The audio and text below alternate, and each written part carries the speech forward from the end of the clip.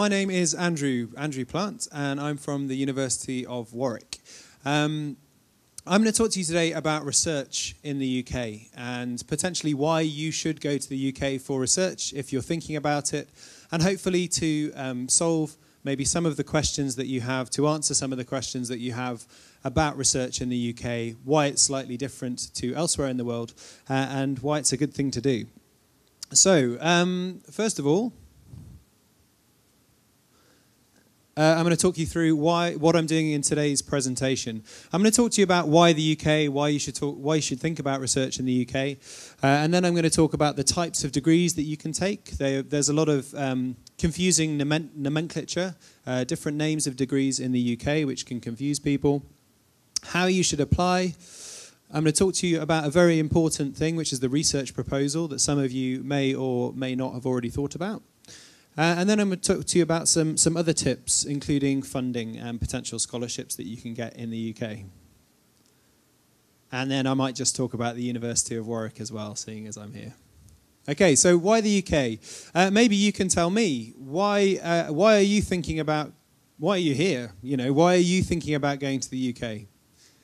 Does anybody want to volunteer?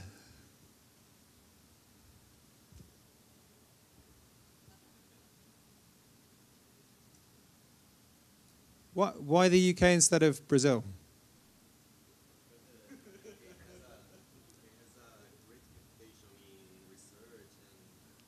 Fantastic. I think a research reputation, we definitely do. We're 1% of the world's population. We're a tiny little rainy country in the Atlantic Ocean.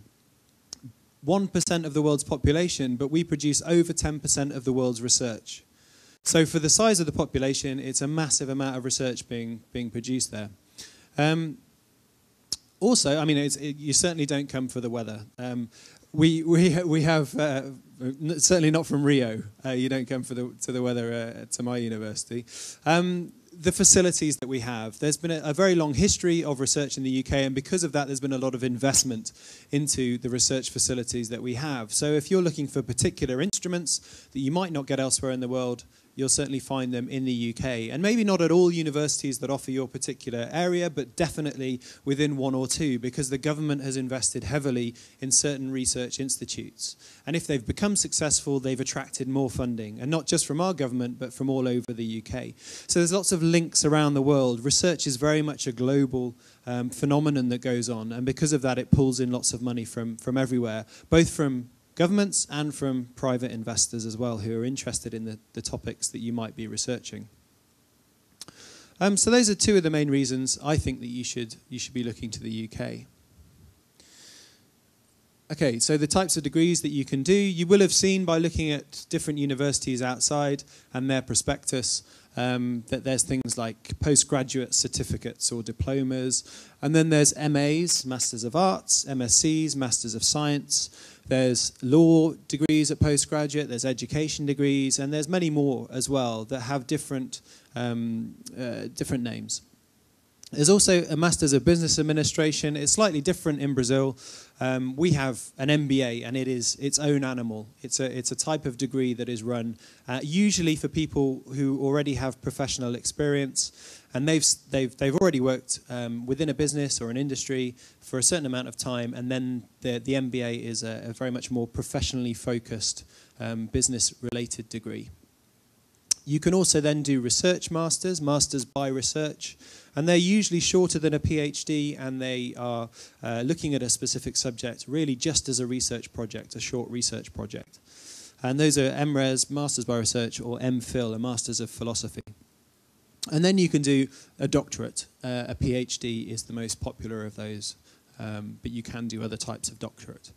And then there's also new route PhDs. Has anyone heard of a new route PhD? No?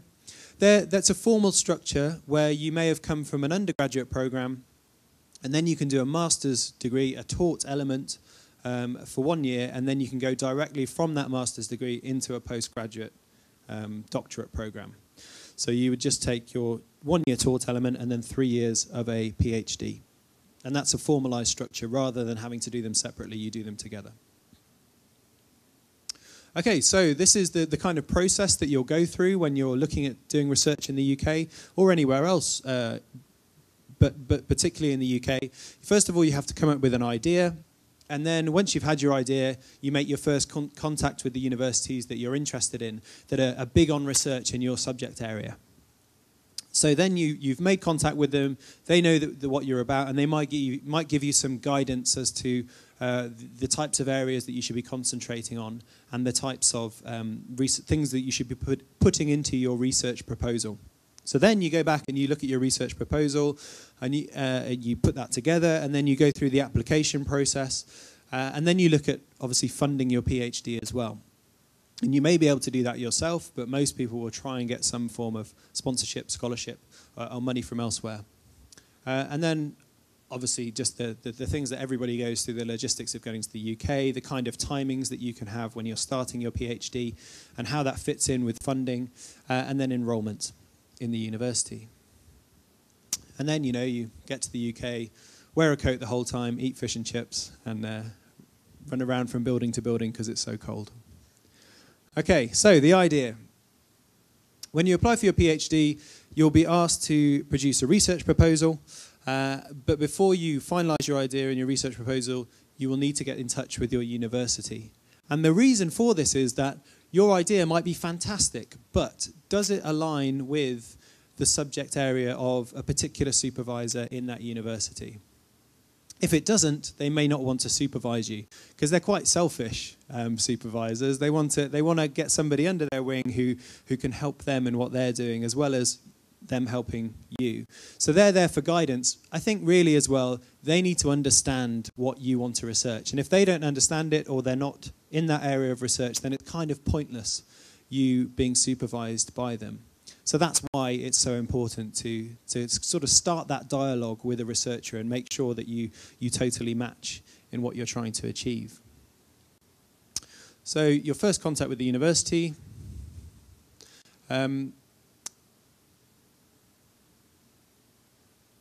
Contact your supervisor, we've talked about that. You have to target the academic department, so you'll go through and you'll see what kinds of academic departments are, and then you'll find staff within there. Okay, relevant field, and make contact with them.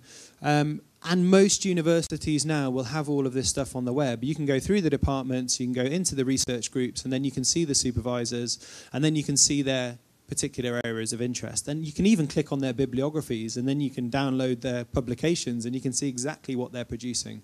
So there's a lot of information on university websites now. Okay, so this is a research proposal. It is a document that explains what you're going to research and how you're going to research it and what you hope to find. Everything about your project. So it seems quite daunting. If you're just thinking, well, I fancy going on to research and maybe a career in academia, this is quite a daunting prospect because you actually have to know exactly what you're going to do before you do it. And that will change. Of course it will change over time. You don't know now what you're going to be doing in 3 years' time or where your research will lead you. Of course you don't. That's, as Einstein, I think Einstein said there's no point in doing research if you know the outcome. Because all the best things in the world, all the most amazing discoveries have pretty much happened by mistake when somebody was trying to do something else. So hopefully that will happen to you guys as well. But it needs to address why what you're proposing is important. Why should we bother to take on your research proposal? Surely it's got to have some outcomes. And because of that, there will be a gap in the current literature. Whatever is out there that you've read around about the subject, whatever you're trying to research will be missing from the current literature that's been published. And the relevance of your proposed research. It should be about 2,000 words long. I would say no longer than about 10 pages is a good research proposal. It doesn't have to be that long, and that can be including appendices, including a bibliography, for example.